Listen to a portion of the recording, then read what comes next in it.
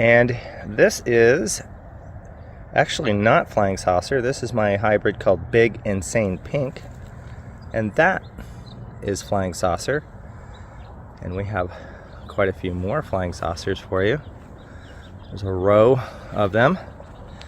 This is an exciting one. This one's called Fire Spell Sister. This is one of the striped varieties that have been coming out of Europe. I've been doing my best to try to collect as many of these and get them into propagation so you guys can order them from me instead of risking ordering them from overseas. When you do order from overseas, oftentimes U.S. Department of Customs can take your plants, and we don't want that. Wow, look at the striping in this one. Here's another one. First time blooming today. And this is one of my best stripes. This one's called Triple Sec. And we're moving up to another area of the nursery. These are our stock plants. Plants that we make more plants from. These plants are some that we've taken off earlier in the year, and they're all rooted, ready to be sold to someone like yourself. And if you want to order some of these, you can contact me. You can go to torchcactus.com and get our information. You can give me a text, or you can personally message me through Facebook. My name is Brent Wigand. And here we are in a different section of the nursery. Again, these are all propagation plants that we harvest offsets, also called pups. We root those pups out. My goodness. Yesterday I thought it was as good as it was going to get, but today definitely there are more flowers. I'm going to go down this row really quick. This one's called Epic. There's a nice yellow and white. My goodness. I'm just blown away at this.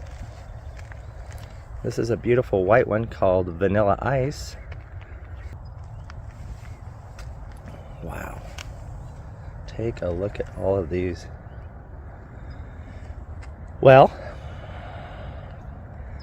I'm overwhelmed, but having such a great time with all these plants. They are easy to grow. The care is easy. And if you want to find out more about these plants, go to torchcactus.com and just give me a message.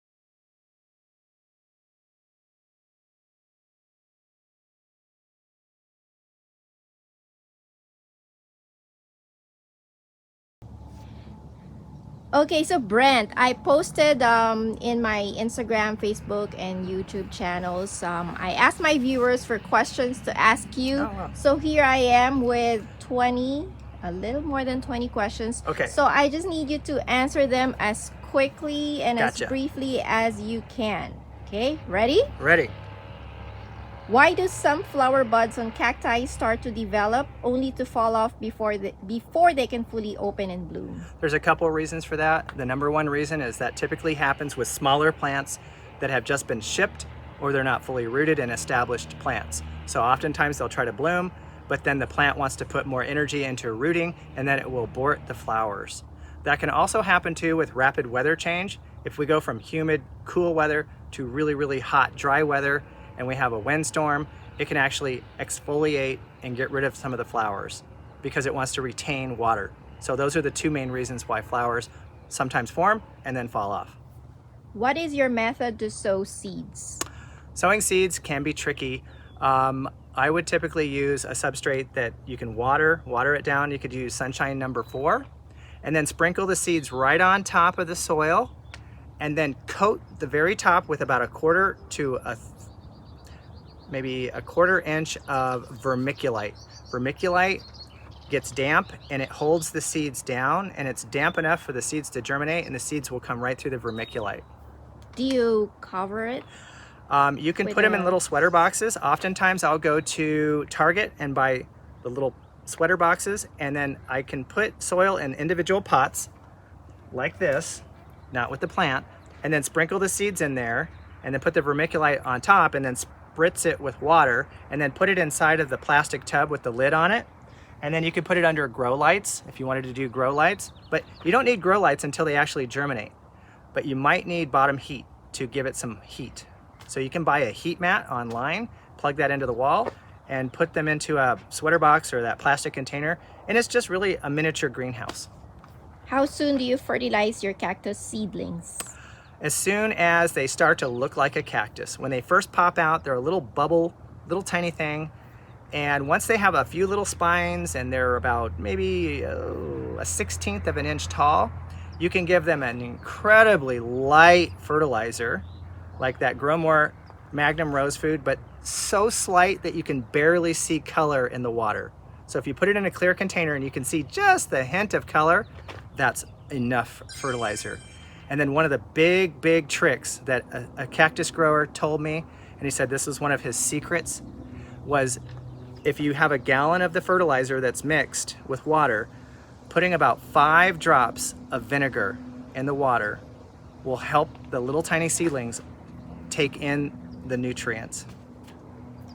Would you recommend fish fertilizer on cactus? Fish fertilizer is good. I wouldn't use it every single time.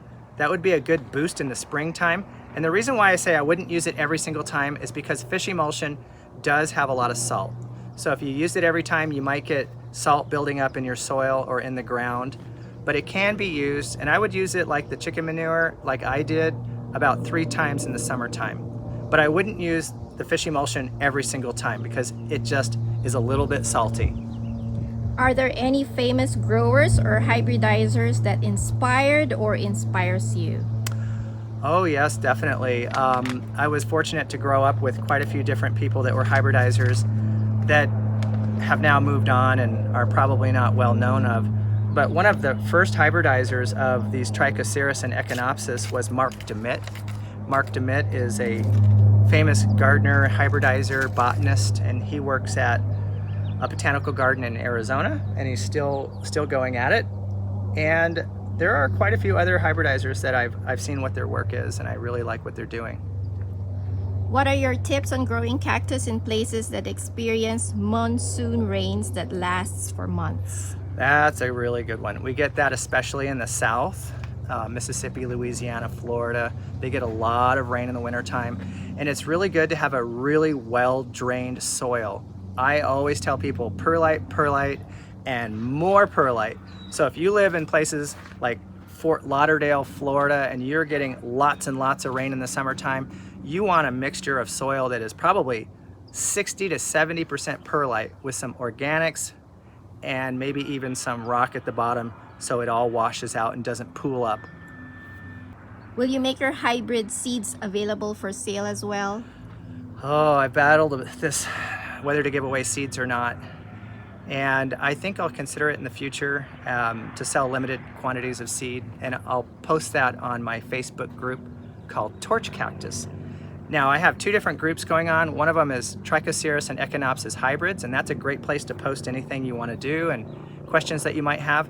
And I've also created a different Facebook group called Torch Cactus, and that's where I post all the things that I have for sale. So if seeds do come up for sale, they'll be listed there. What is your pest management routine?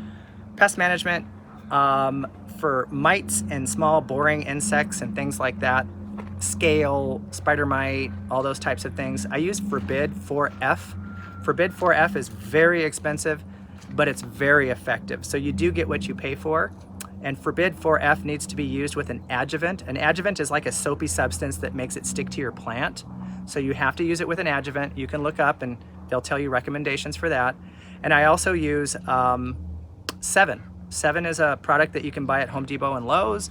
And it's a broad spectrum pesticide that kills anything that would want to land on or eat your plants or poke holes in them. So I just use those two chemicals and I go back and forth. And of course, anytime you're using any chemical, wear gloves, wear a mask, and don't do it on a windy day. Have you patented some of your hybrids? No, I haven't patented any of my hybrids, and if anybody ever wants to take my hybrids and make more of them, you'll just be making me happy, because that means you like it. Now, there is a way to patent a plant, and to patent the plant, you have to patent the genetic material. It's very expensive, and if somebody wants to propagate it, they're gonna do it anyhow, and there's really little I could do to stop them. So if they want to propagate my plants, that's great, because again, that means they must really like it.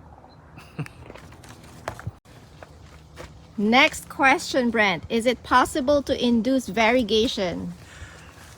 Yes. And how it's done, I don't know. Actually, you can do this in vitro. And what I mean by in vitro is when you do propagation down to the cellular level and you're growing them in vitro, which means it's a sterile environment, you're really growing a little piece of the plant in a petri dish. When it's in that little petri dish, you can add chemicals to the medium which it's growing on. And there is a chemical that can actually make plants variegated. Now, does it work on every plant? Of course not. But some plants can be made variegated, and it's just something I don't do because it requires a laboratory, it requires permits and different chemicals that I don't have access to. But long story short, yes, you can make things variegated.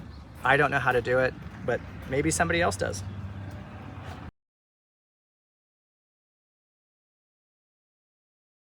Smile. It's like the worst part. When I'm thinking, I don't smile much. 3, 2, 1. Or cedar. And oh, this is, oh, she's not going to come to me. We have The diva cat.